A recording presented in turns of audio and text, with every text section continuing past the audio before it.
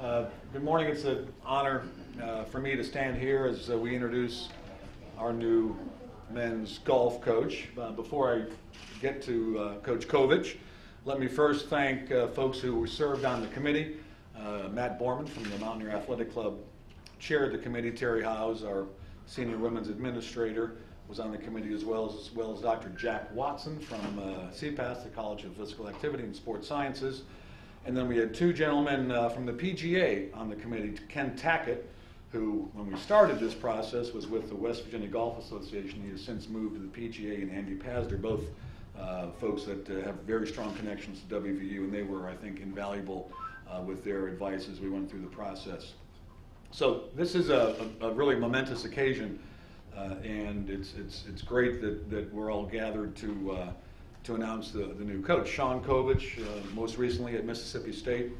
We're delighted to have Sean as our new men's golf coach. He had a great track record as the head coach down at Meridian Community College, and I think what impressed the committee, really all of us, was the fact that he took Meridian Community College, a relatively small school, from the NJCAA Division II level up to the NJCAA Division I level. And in just the second year of being at the Division I level, you took the team to the national championship, finished second in the national championship, started off that next year as the #1 rated team in the country. Obviously, building a men's golf program here is going to involve a lot of work and also a lot of patience. And I think Sean's track record down at Meridian was really very impressive.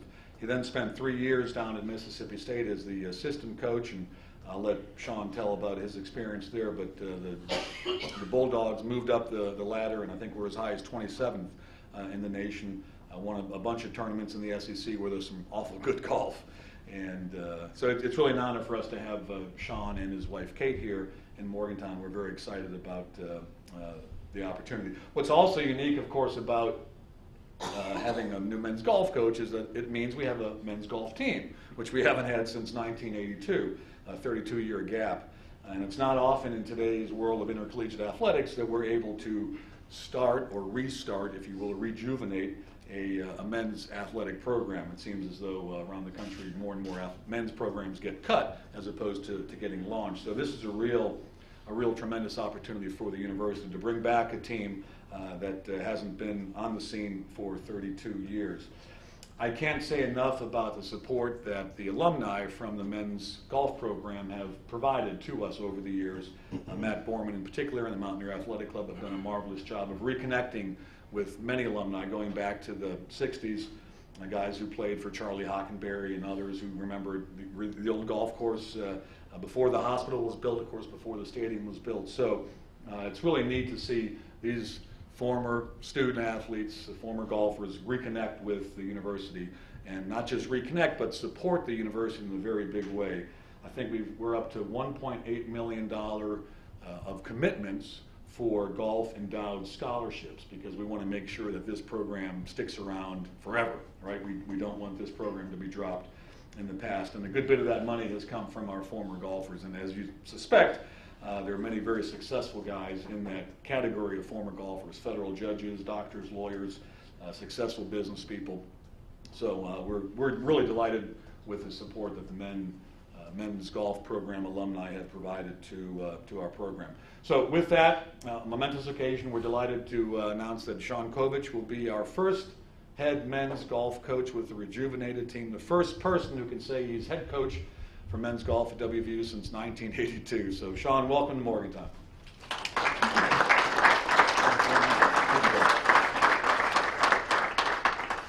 Thank you. This is an exciting day, not only for me and my family, but for West Virginia University, as the men's golf program is restored. Like Oliver said, 32 years since we've had a varsity Mountaineer golf team, so I know that's why everybody's here. Everybody's excited. I mean, I'm sure you want to meet me too, but that's the real story to me. It's not Sean Covich, it's Mountaineer golf is back. And so I'm excited, my wife's excited. We've met so many people the last few hours. We got in at midnight, so it's been a couple whirlwinds, but just could not be happier to be here. Like Oliver said, I want to thank the search committee too. I got to know some great people. Matt Borman with Mountaineer Athletic Club, Kelly Cunningham, Terry Howes, athletic director Oliver Luck.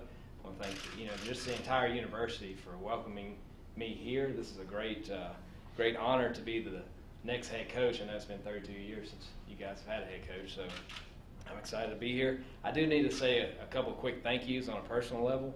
Clay Homan, who has been my boss for the last 3 years at Mississippi State, he gave me an opportunity to coach at this level. He called me up from the junior college ranks, and I simply would not be here without him. He was a great coach, but he's also a dedicated husband and father, and so I learned how to do both of those successfully, be a dedicated family man and also a successful coach. So I want to thank him, for modeling that for me. I want to thank my wife. Her support, wouldn't be here without her. And then, of course, all the players. If you're a coach, the only reason, if you are good, the only reason you're good is because of your players, their hard work. So from my first recruiting class at Meridian Community College in 2006 to the last recruiting class we put together at Mississippi State, I want to thank every single one of those players. And, I'm here because of them, nothing I've done. So thank you to those guys. Like I said, today is a great day. It's all about West Virginia, reestablishing the men's program. Obviously, there's a lot of questions concerning, where we're going to practice, what we're going to do. We won't have a team until 2015. I've got a checklist of 300 things I want to get done, but like Oliver said, I'm going to exercise some patience and build this thing the right way. My first goal is to get out and recruit. I'm actually going to do that this week and this weekend and next weekend and the week after that. So we've got a lot of catching up to do. We need to get out there and look at 2015, 16s, and 17s. But I'm excited about that opportunity. As far as men's golf here at West Virginia, the timing could not be better with the partnership with the Big 12. As you guys know, Big 12 Conference set the standard for men's golf. When you talk about Oklahoma State, Texas, Oklahoma, they have set the standard for men's golf. So for us to join the Big 12, that's instantly going to really pique some interest from some recruits. They can say, "Wow, you're in the Big 12." It does not get any better than that. So I'm excited to be here at West Virginia. It's a special place. I know the school has won over 20 national championships and probably won one this year, another one, so 100 conference titles. This program is a national program, and so for me to be here is just absolutely an honor. I know the fan base is very passionate. It's probably the most loyal fan base in the country, and so we've already experienced a lot of people reaching out to us saying, "Hey, we're glad you're a Mountaineer, and let's go out there and win." And so the support from this fan base is just unbelievable. And like Oliver said, the former golfers, I can't wait to get out there and meet them, hopefully play a few rounds with them, and I know they're excited. But basically, I'm honored to be here. I'm ready to get to work, and I thank you for this opportunity. So any questions? So Sean, both you and Oliver mentioned the patience that it's going to take to build a program here. Have you even thought about what kind of a timetable? Are you a guy who wants to succeed right now, or to slowly build a program? Well, this is such a unique situation. We're not walking in here where there's been a program that has not been successful or has been very successful. There's been nothing here for 32 years. And so I think we need to do it the right way. But, I've been to postseason. I've coached 8 years, and I've been to postseason 8 years with either an individual or a team. So I want to keep that going. So obviously I want to win right away. Is that going to be realistic? I don't know, but I'm going to try. And so, I just want to build it the right way, but with the intent of always competing. Not really have an excuse of, well, we're just starting out. I still want to win that first tournament whenever we tee it up in 2015. Maybe a lofty goal, but that's all I know how to do. So hopefully that answers that question. Coach, can you draw, Mr. Luck was talking about how you were able to take Meridian from one division to the next division at the junior college level. Is there any similarities to doing that to building this from the ground up? Well, it comes down to getting good players. Recruiting is the key, and I think that's any sport. That's no secret. Everybody in this room, if they're a fan, they know it's all about recruiting. And so, I guess so I can kind of draw back, because I remember we went after a different player once we had more scholarship money. Once we could say, hey, we're playing at the highest level here, you'll get more attention from Big 12 schools, SEC schools. So I think that helps, but it all came back to recruiting. Just get the best players possible, and so it's not really a secret, but that'll be my formula. Talking about recruiting was like one of your first steps. Could you actually sign kids now and then look to redshirt them, or what? Well, or you just look for younger? Well, I think I'm going to start looking at 2015s, Yeah, okay. because we'll start competing in 2015. Well, there might be a transfer situation or something, but that'll be my goal. Start looking at 2015s, and I know there's possibly some players here already on campus. Some kids that want to play, and we want to do some sort of walk-on tournament eventually. Obviously, have to work through compliance and figure out when we want to do that. But that's something that I think would be kind of special, and I know there's some good players on this campus already that want to be a part of the team. I know there's a good club team. I know some kids that possibly have transferred in from other teams that go to West Virginia University. So, I'd love to reach out to them, maybe have a tournament, and just see, maybe there's a kid that could help us. I talked about Clay Homan, my boss at Mississippi State. He was a walk-on at Mississippi State. He ended up being all SEC. And so Jason Duffner is a great example, kind of an unrecruited guy that went to Auburn, walked on there, and he won a PGA championship. So maybe there's somebody like that here at West Virginia. So we want to give them that opportunity. You mentioned over 300 items on your to-do list. Right. Where do you even start? What are the first couple items of this type of event? Probably take my wife to dinner tonight. It's going to be number one. Find a place to live. But as far as with the golf program specifically, hopefully it's a common theme to get out there and recruit. I want to get out there, see the kids, and then also get to know the golf community. That includes PGA club professionals, which I've met this morning, a few of them in town, green superintendents, the membership, because they're really the backbone of our program. Having golf courses that we can play, and reaching out to them and letting them feel a part of this program. And so I really want to get out there and meet them. And so it's an advantage really not having a team for a whole year, because I can focus on recruiting, getting out and meeting people, kind of establishing the groundwork for where we're going to practice, when we're going to practice, what courses we're going to have in our rotation. And so that's kind of where I'll start. When you go to find those kind of practice sites, and what kind of things will be important to you?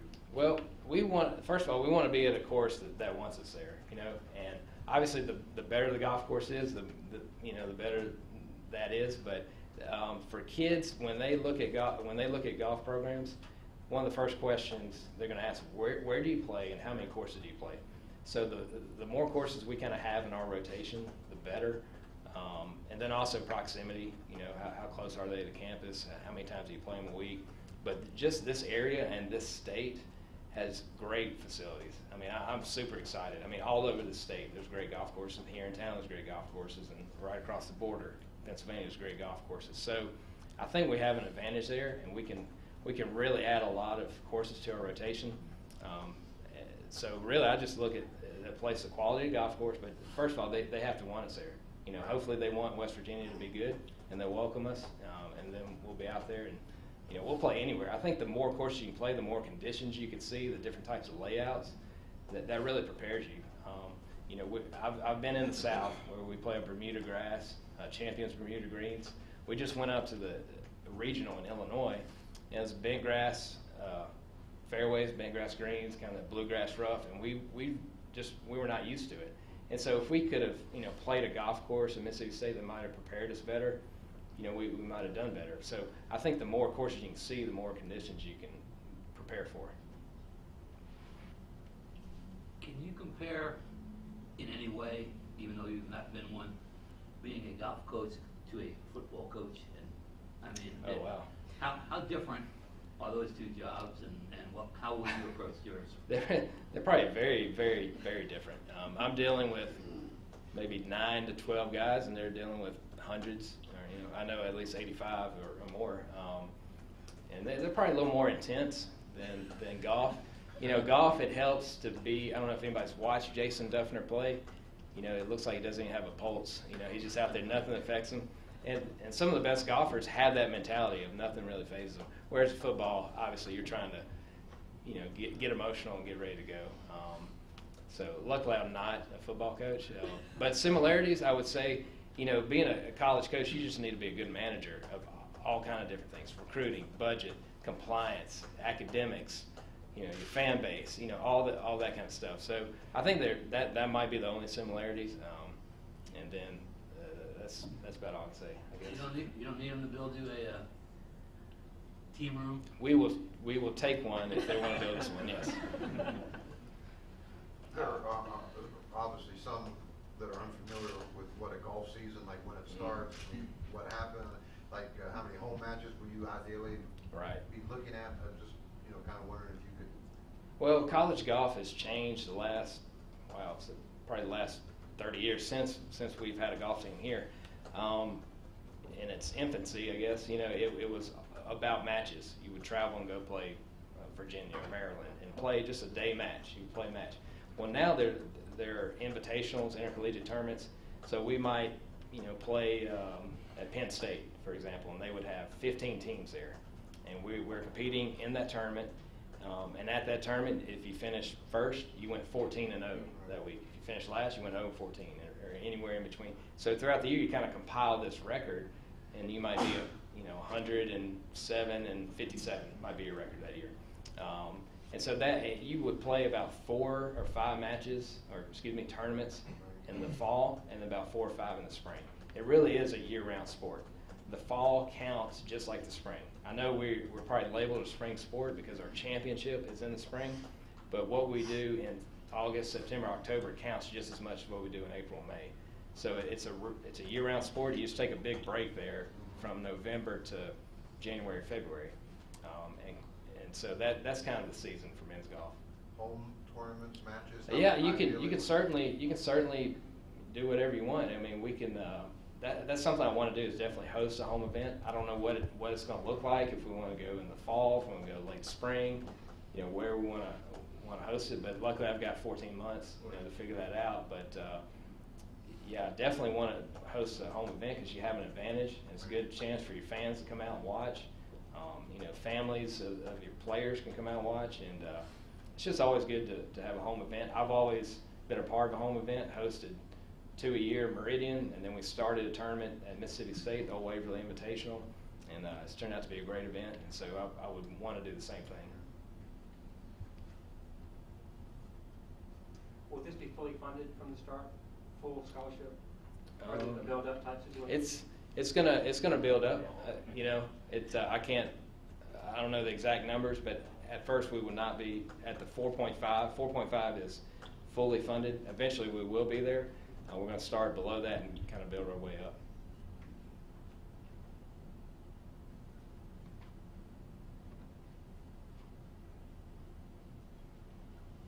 You got any questions, Kate? No. Like where we're going for dinner? I have to ask Matt for that one. Yeah. Coach, in